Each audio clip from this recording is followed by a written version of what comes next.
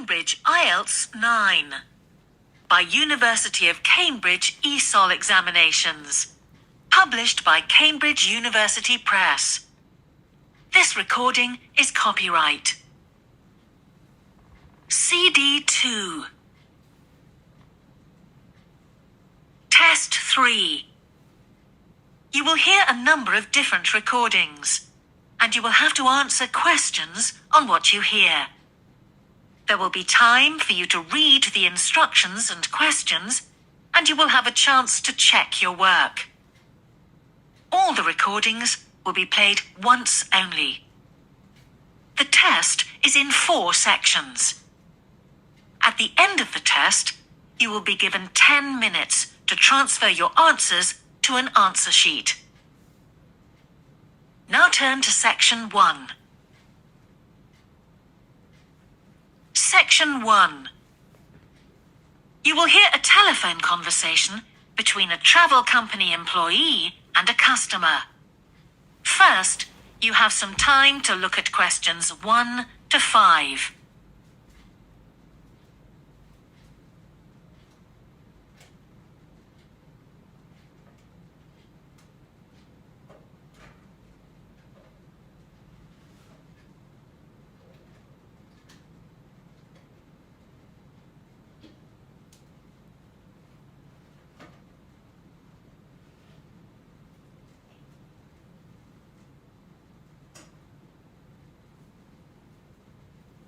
You will see that there is an example that has been done for you.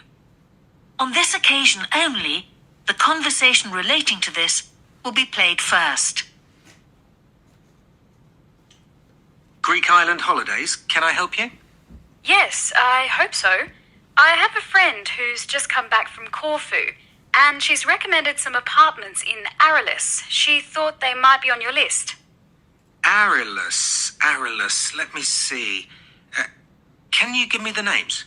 Yes, the first's Rose Garden Apartments. I'd like to go with another friend in the last week of October. Well, we've got a lovely studio flat available at that time. I'm sure you'd enjoy the entertainment program there too, with Greek dancing in the restaurant. The entertainment program offers Greek dancing, so Greek dancing has been written in the space. Now we shall begin. You should answer the questions as you listen, because you will not hear the recording a second time. Listen carefully and answer questions 1 to 5. Greek island holidays, can I help you? Yes, I hope so. I have a friend who's just come back from Corfu, and she's recommended some apartments in Arelis. She thought they might be on your list. Arelis, let me see. Can you give me the names? Yes, the first's Rose Garden Apartments. I'd like to go with another friend in the last week of October. Well, we've got a lovely studio flat available at that time.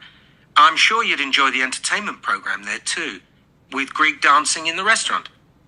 And the cost for each of us? £219. That sounds very reasonable. I'm just jotting down some notes. Now, the second one she mentioned was called Blue Bay. Blue Bay. Yes, in fact, that's very popular, and it has some special features. Really? The main attraction is the large swimming pool with salt water. Much healthier, I understand. That's right. And it isn't far from the beach either, only 300 metres. And only around half a kilometre to some shops, so you don't have to be too energetic. Is it much more expensive than the first one? Let me just check. I think at the time you want to go, it's around £260. No, £275 to be exact. Right, I've got that. Now, there are just 2 more apartments to ask you about. I can't read my own writing. Something to do with sunshine, is it? I think you meant the Sunshade Apartments. They're on a mountainside. Any special features? Yes, each room has its own sun terrace, and there are shared barbecue facilities. Ooh, sounds lovely. Yes, it is rather well equipped. It also provides water sports. It has its own beach. There are facilities for water skiing. Any kite surfing? My friend's quite keen. Not at the hotel, but I'm sure you'll find some in Arillis. There's also satellite TV in the apartments. And how much is that one? £490 with two sharing. You mean £245 each? I'm afraid not. Each person has to pay that amount, and there must be at least two in an apartment. Ooh, I don't think that would be within our budget, unfortunately. And the last one sounds a bit expensive too. The Grand? Actually, it's quite reasonable. It's an older style house with Greek paintings in every room and a balcony outside. Sounds nice. What are the views like? Well, there are forests all round, and they hide a supermarket just down the road. So that's very useful for all your shopping needs. There's a disco in the area too. And the price? £319 at that time. But if you leave it till November, it goes down by 40%. Too late, I'm afraid. Well, why don't I send you a brochure with full details, Miss... Nash. But don't worry about that. I'm coming to Upminster soon, and I'll call and get one. I just wanted to get an idea first. Well, that's fine. We've got plenty here when you come. Before you hear the rest of the conversation, you have some time to look at questions 6 to 10.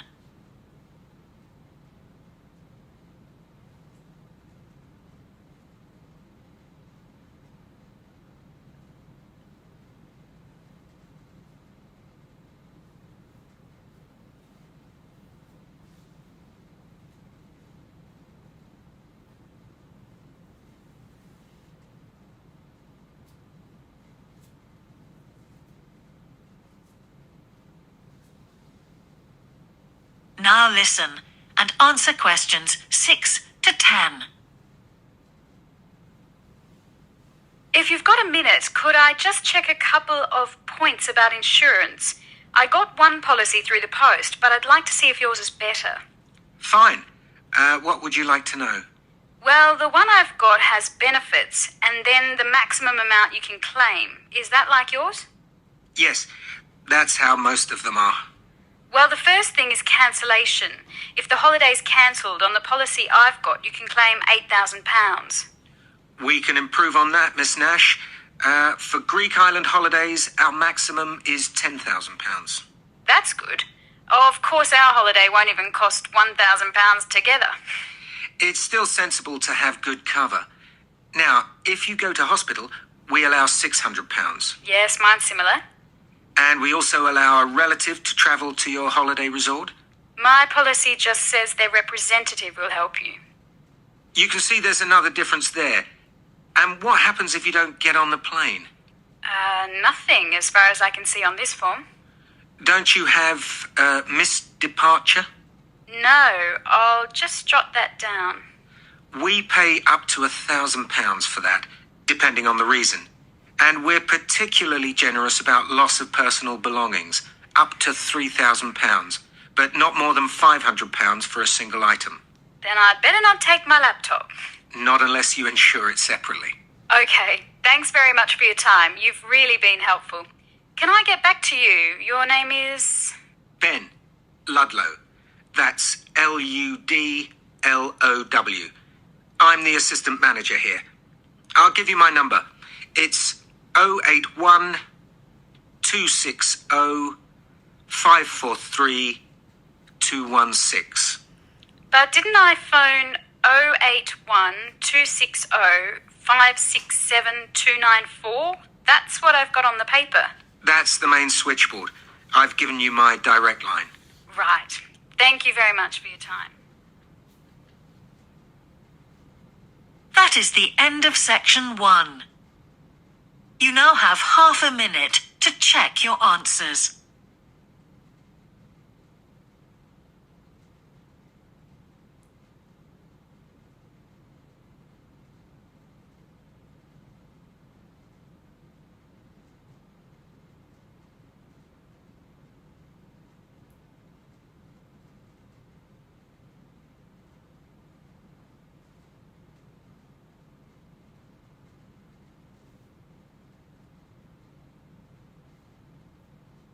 Now turn to section 2.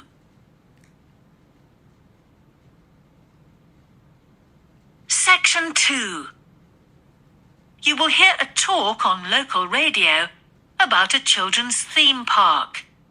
First, you have some time to look at questions 11 to 13.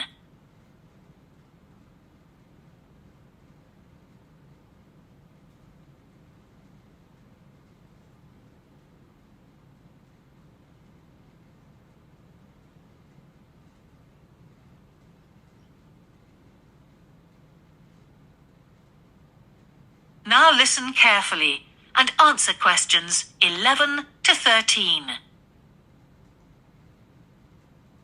For the second in our series about locally run businesses, we meet Simon Winridge, co-founder of the hugely successful Winridge Forest Railway Park. Welcome, Simon.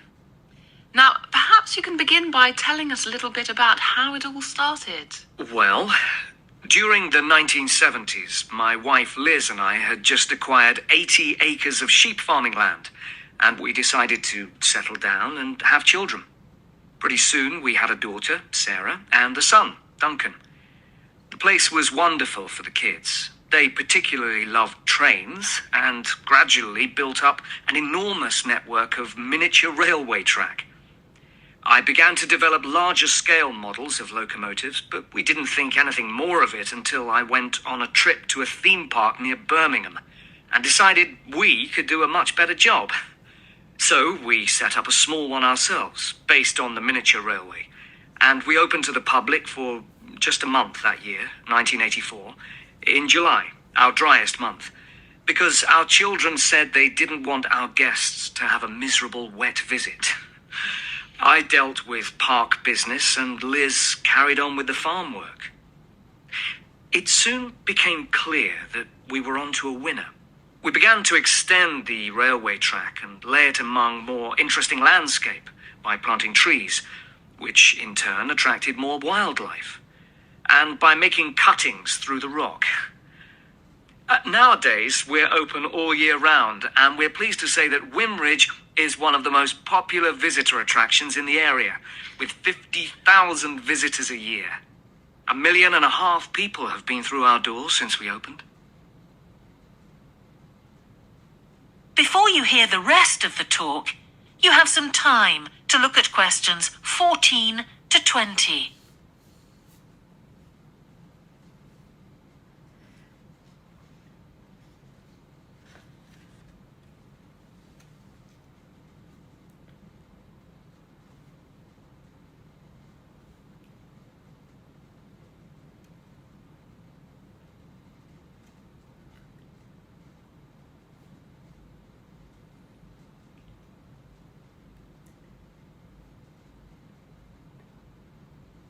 Now listen and answer questions 14 to 20. All these visitors mean we have had to expand our operation, and it's now a truly family concern. I'm near to retirement age, so I only concern myself with looking after the mechanical side of things, keeping the trains going. Liz now devotes all her energies to recruiting and supporting the large squadron of workers, which keep the place running smoothly. We're really pleased that after some years away teaching, Sarah has now returned to the park and makes sure the visitors are kept fed and watered, which keeps her pretty busy, as you can imagine. Our son Duncan has been a stalwart of the park for the last 10 years, taking over from me in the area of construction. And I'll say a little bit more about that in a moment. And his new wife, Judith, has also joined the team in charge of retail. That's becoming a tremendous growth area for us.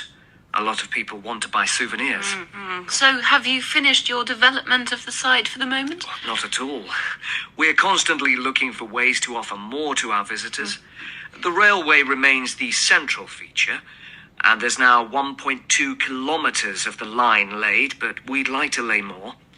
Because of the geology of the area, our greatest problem is digging tunnels, but we're gradually overcoming that. We're also very pleased with a new installation of the go-kart arena, which is 120 square meters in area. Again, the problem is the geology. We had to level the mounds on the track for safety reasons. We wanted to enable 5 to 12-year-olds to use the go-karts. And the main attraction here is the Formula One kart. We've known fights to break out over who gets it. And then, finally, to our most recent development, which is the landscape swimming. That is the end of section 2. You now have half a minute to check your answers.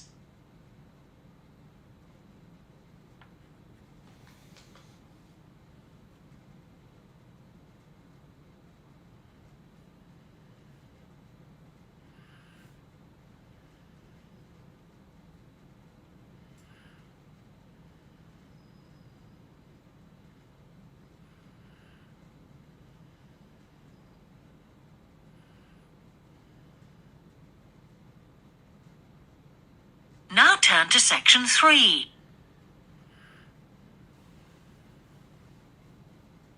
Section 3. You will hear a geography student called Caroline discussing her dissertation with her tutor. First, you have some time to look at questions 21 to 23.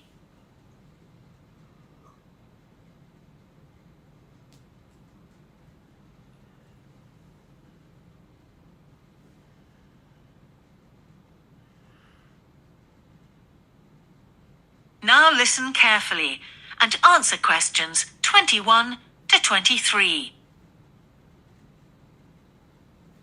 Ah, Caroline. Come on in, sit down. Thanks. So how's the dissertation planning going? Well, Dr. Shulman, I'm still having a lot of trouble deciding on a title. Well, that's perfectly normal at this stage. And this is what your tutorials will help you to do. Right. What we'll do is jot down some points that might help you in your decision. First of all, you have chosen your general topic area, haven't you? Yes, it's the fishing industry. Oh, yes, that was one of the areas you mentioned. Now, what aspects of the course are you good at? Well, I think I'm coping well with statistics, and I'm never bored by it. Good. Anything else? Well, I found computer modeling fascinating. I have no problem following what's being taught, whereas quite a few of my classmates find it difficult.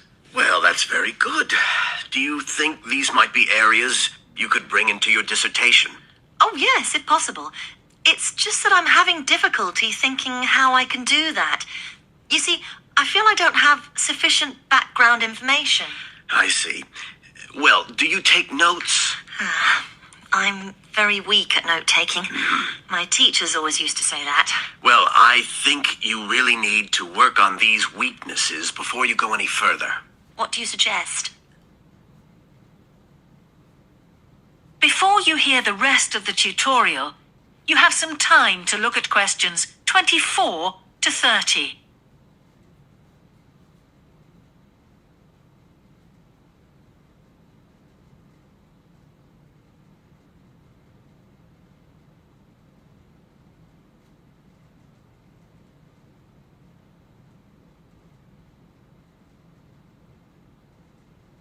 Now listen and answer questions 24 to 30.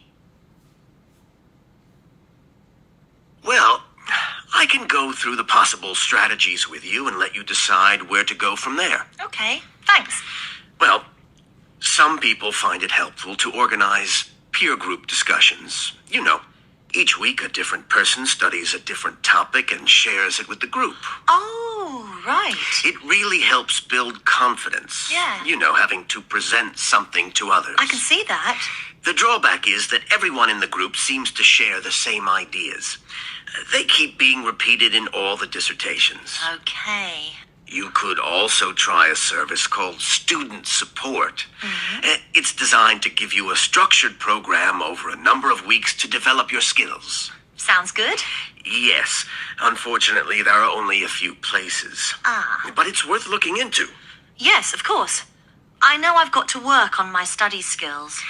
And then there are several study skills books you can consult. Right. They'll be a good source of reference. But the problem is, They are sometimes too general. Yes, that's what I've found. Other than that, I would strongly advise quite simple ideas, like using a card index. Well, yes, I've never done that before. It's simple, but it really works because you have to get points down in a small space. Another thing I always advise is don't just take your notes and forget about them. Read everything 3 times. That'll really fix them in your mind. Yes. I can see it'd take discipline, but... Well, if you establish good study skills at this stage, they'll be with you all your life. Oh, yes, I completely agree. It's just that I don't seem to be able to discipline myself. I need to talk things over. We'll be continuing these tutorials, of course. Let's arrange next month's now. Let's see. I can see you virtually any time during the week starting the 22nd of January. What about the 24th? I'm free in the afternoon. Sorry, I'm booked then. What about the following day? The Thursday? Yeah. I can make the morning. Fine. We'll go for the 25th then. That's great. Thanks. That is the end of section 3. You now have half a minute to check your answers.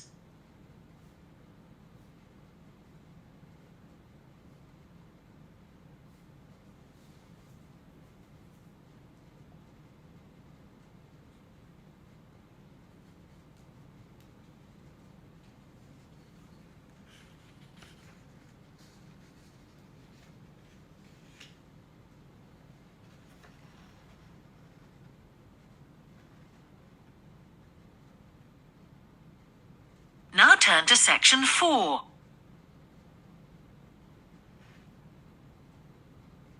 Section 4.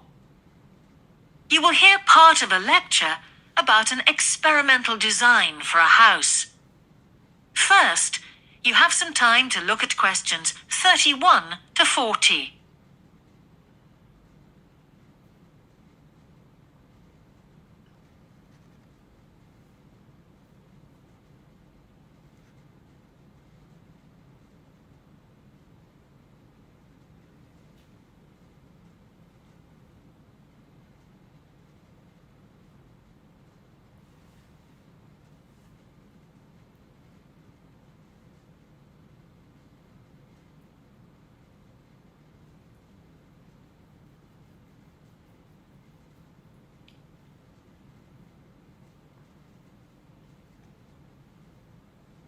Now listen carefully and answer questions 31 to 40.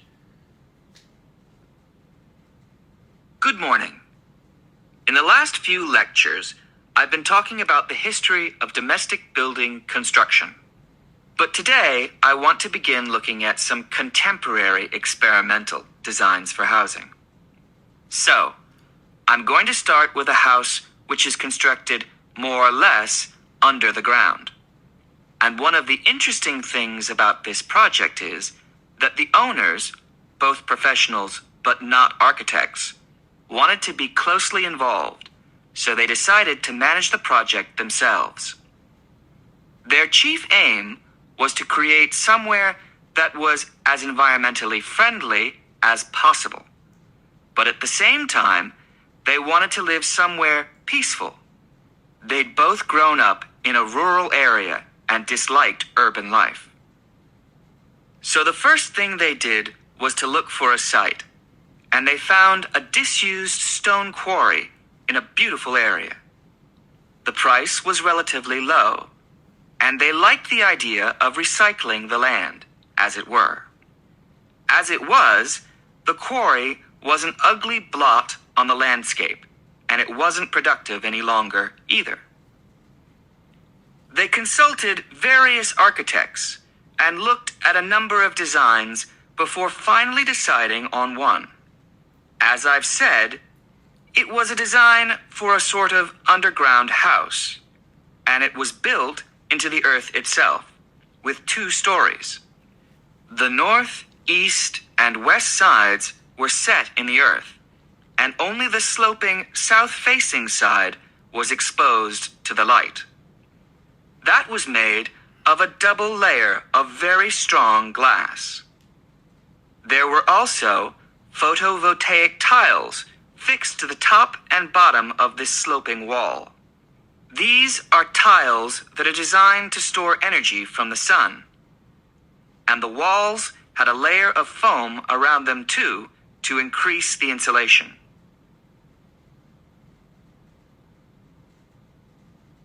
Now, what is of interest to us about this project is the features which make the building energy efficient. Sunlight floods in through the glass wall, and to maximize it, there are lots of mirrors and windows inside the house. That helps to spread the light around. So that's the first thing. Light is utilized as fully as possible. In addition, the special tiles on the outside convert energy from the sun and generate some of the house's electricity. In fact, and it is possible that in future the house may even generate an electricity surplus, and that the owners will be able to sell some to the national grid. As well as that, wherever possible, recycled materials have been used. For example, the floors are made of reclaimed wood, and the owners haven't bought a single item of new furniture. They just kept what they already had. And then there's the system for dealing with the waste produced in the house. This is dealt with organically. It's purified by being filtered through reed beds, which have been planted for that purpose in the garden. So the occupants of the house won't pollute the land or use any damaging chemicals. It's true that the actual construction of the house was harmful to the environment, mainly because they had to use massive amounts of concrete, one of the biggest sources of carbon dioxide in manufacturing. And, as you know, this is very damaging to the environment. In total, the house construction has released 70 tons of carbon dioxide into the air. Now that's a frightening thought. However, once the initial debt has been cleared, and it's been calculated that this will only take 15 years, this underground house won't cost anything, environmentally I mean, because unlike ordinary houses, it is run in a way that is completely environmentally friendly. So, eco-housing like this is likely to become much more. That is the end of section 4. You now have half a minute to check your answers.